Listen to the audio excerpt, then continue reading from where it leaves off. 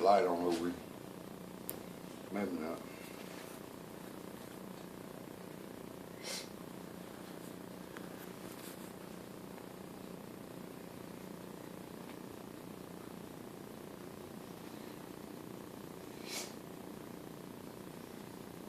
Alright, my name is JB Willingham, and I just want to talk a little bit on the pros and cons of video games.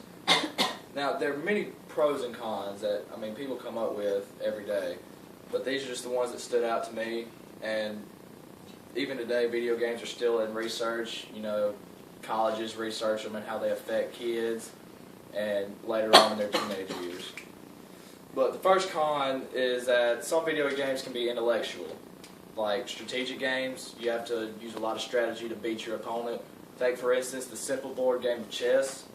And I know it's just a board game, but there are video games today where it's pretty much the same concept of chess, but there are more aspects about it, so which open the doors for more strategy involved. It takes a lot of mind power to beat your opponent. And another pro is that they can be educational, like flight simulators. There's games out there, you have to fly an airplane or something, and that may be the only concept of the game, but they add in so much realism. Sometimes, you have to know exactly how to fly a plane. Like one of my friends has a game, and it's like a space program, and like you have to build a rocket ship or something using, like, I guess it's parts that are like in real life, and you build a rocket ship and you launch it, and you just fly it around or something, and you have to like take in aerodynamics and all the real stuff, But so yeah, they can be educational. Another pro is that they can improve hand-eye coordination. There's some video games that require you to hit buttons at a certain time, or in coordination of images that are on the screen at that time, and this can promote good reflexes, dexterity, and physical coordination. Another pro is that they can help discover new interests in the person.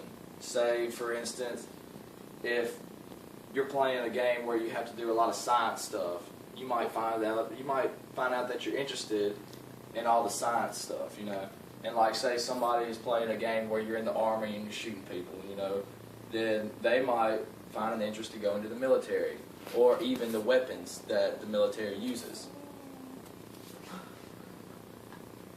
Another pro is that they can be a good motivation to be active, like sports games.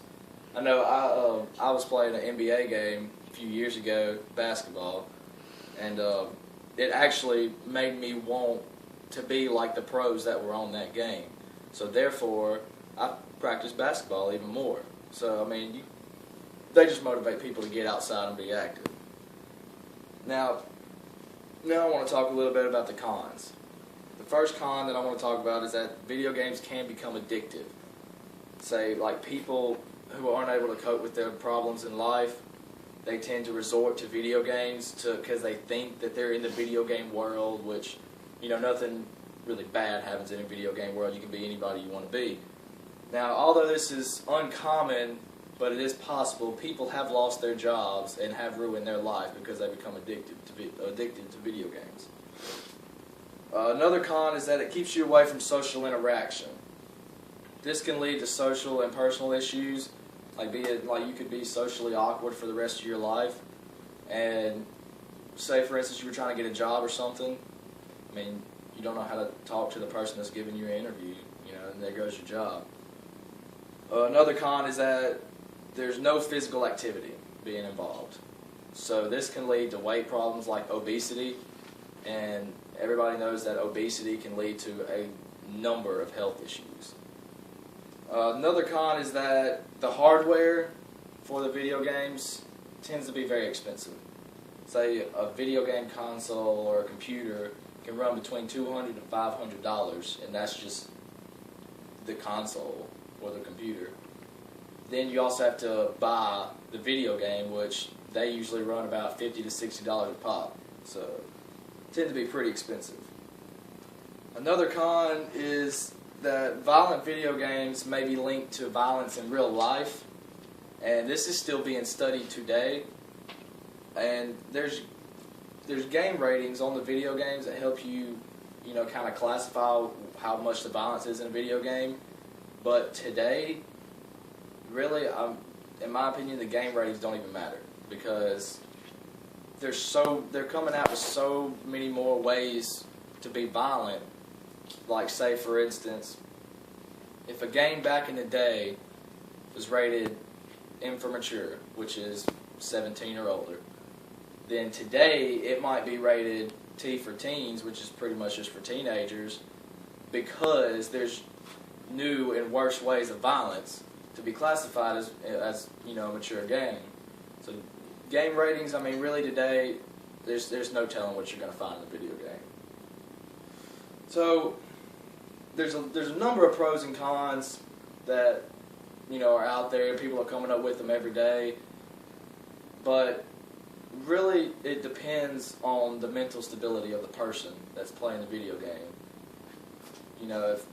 If they're like mentally unstable, then they can play a video game and go commit the stuff that's in the video game. But research is still being developed today on the video games and how they affect kids and in their later teenage years. So, but thanks for listening. You're better for you, Dad. Is that what that was? I'm still filming. It won't get me off. Okay, wait.